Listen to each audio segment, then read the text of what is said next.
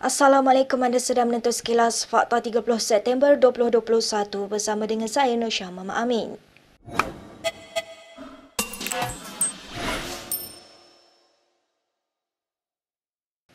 Keluarga Allahyarham Muhammad Adib Muhammad Kasim tampil menyatakan rasa sedih dan kecewa terhadap pimpinan kerajaan persekutuan ia selepas mereka dimaklumkan siasatan berhubung kes kematian anggota bomba itu ditutup sementara dan akan dibuka semula jika mempunyai bukti baru. Utusan Malaysia melaporkan Asma Aziz dan suaminya Muhammad Kasim Hamid sebelum ini langsung tidak dimaklumkan pihak berkuasa mengenai kes anak mereka itu ditutup sementara dan hanya mengetahuinya melalui laporan media. Sebelum ini katanya mereka sekeluarga percaya pemimpin kerajaan yang baru hari ini mampu memperjuangkan nasib Adib seperti dicanang sebelum menjadi kerajaan. Asma juga dilaporkan berkata, dia juga kecewa dengan pelbagai janji yang ditabur sebelum ini termasuk memberi pampasan selepas kematian Adib, namun mereka tidak menerima sebarang pampasan dan bantuan sehingga hari ini. Katanya antara pihak yang menabur janji tersebut ialah Kementerian Perumahan Kerajaan dan Tempatan yang sebelum ini diterajui oleh Zuraida Kamarudin. Menurutnya setakat ini keluarganya hanya menerima wang pencen Muhammad Adib sebanyak RM375 sahaja setiap bulan.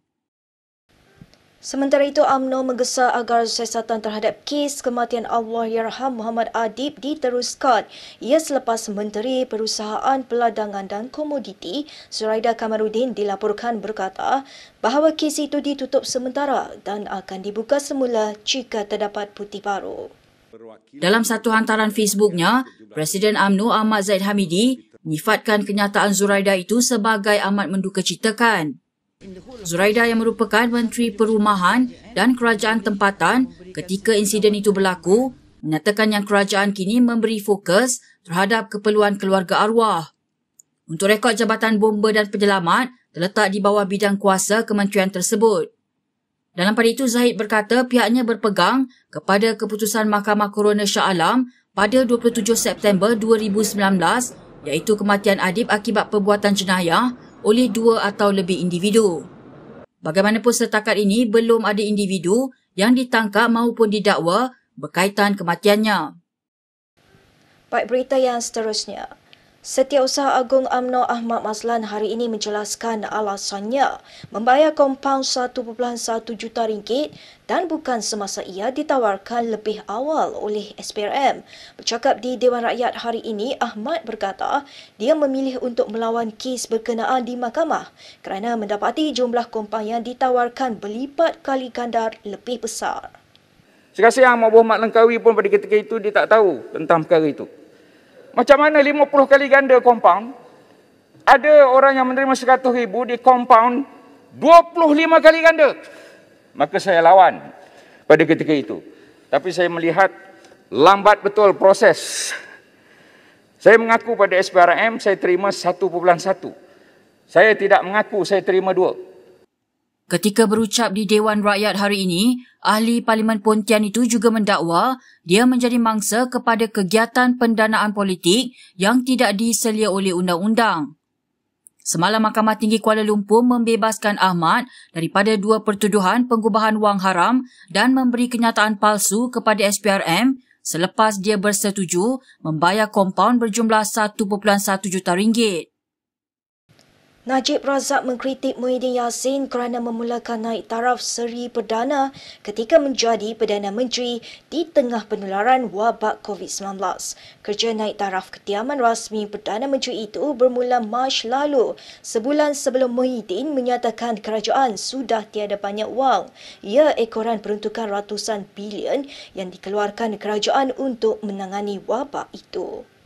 Kerja pengubahsuaian kediaman rasmi Perdana Menteri itu bermula pada Mac lalu, sebulan sebelum Muhyiddin menyatakan kerajaan sudah tiada banyak wang ekoran peruntukan yang dikeluarkan untuk menangani wabak itu. Pada 12 April lalu, Muhyiddin ketika bertemu masyarakat Sikh sempena perayaan Vaisakhi di Petaling Jaya berkongsi tentang keadaan kewangan semasa negara. Susulan itu Najib mempersoalkan bagaimana kerajaan tiada wang untuk membantu rakyat tetapi boleh membuat ubah suai di Seri Perdana. Semalam Menteri di Jabatan Perdana Menteri Dr. Abdul Latif Ahmad mengesahkan kos sebenar bagi projek pengubahsuaian itu ialah sebanyak 38.5 juta ringgit.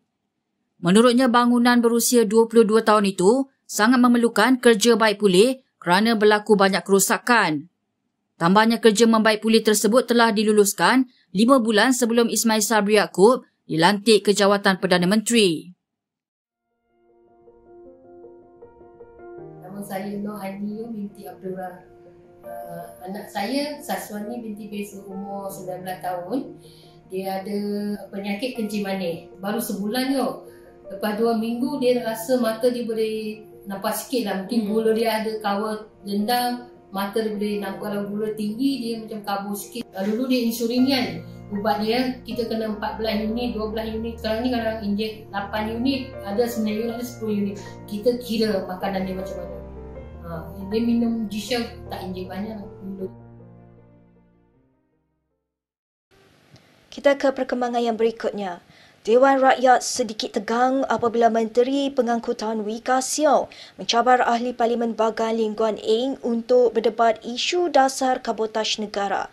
Cabaran itu dibuat susulan Lim tidak berpuas hati dengan penjelasan Wee berhubung status kehilangan pelaburan luar negara selepas kerajaan PN membatalkan pengecualian kabotase. Soal bypass merugikan Malaysia itu tidak masuk akal. Saya sedia berdebat dengan Yang Berhormat. Dulu kata saya tak layak tak jadi Presiden MC. Sekarang saya mencabar 1 jam kita boleh bincang. Bicara. Apa-apa program kita bincang. Terima kasih. Terdahulu, Lim meminta Wee menyatakan status kehilangan pelaburan luar negara yang dianggarkan 12 hingga 15 bilion ringgit oleh MDEC daripada projek Apricot Facebook dan Google.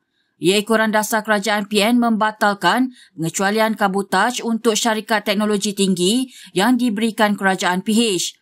Jelas Wee pembatalan pengecualian dasar kabotase hanya kepada kerja pembaikan kabel dasar laut dan ia tidak menghalang kemasukan pelaburan asing dalam industri digital. Kerajaan hari ini mengeluarkan arahan yang mewajibkan semua penjawat awam untuk mengambil vaksin COVID-19. Jabatan Perkhidmatan Awam dalam kenyataan hari ini berkata, semua penjawat awam dikehendaki melengkapkan vaksinasi mereka sebelum 1 November ini. Dalam kenyataannya, JPA menegaskan mana-mana penjawat awam yang gagal berbuat demikian akan dikenakan tindakan tata tertib. JPA berkata semua penjawat awam tertakluk kepada Peraturan-Peraturan Pegawai Awam, Kelakuan dan Tata Tertib 1993. Kelonggaran hanya akan diberikan kepada mereka yang mempunyai masalah kesihatan dan mereka perlu mengemukakan maklumat kesihatan yang telah disahkan Pegawai Perubatan Kerajaan. Jabatan itu juga memaklumkan setakat ini hanya 1.6% penjawat awam iaitu seramai 16,902 orang yang belum mendaftar untuk divaksin. Kata JPA lagi, arahan itu dikeluarkan bagi memberikan keyakinan dan jaminan kepada orang awam serta memastikan kelancaran penyampaian perkhidmatan awam kepada rakyat. Baik, berikut beberapa lagi ringkasan berita untuk hari ini.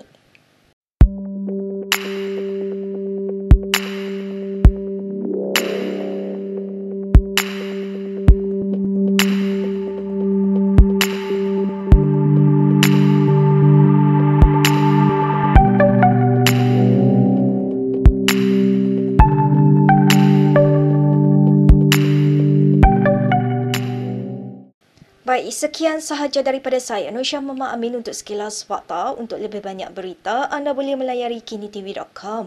Anda juga boleh mengikuti kami di Instagram, Twitter, YouTube dan Facebook. Salam hormat dan jumpa lagi.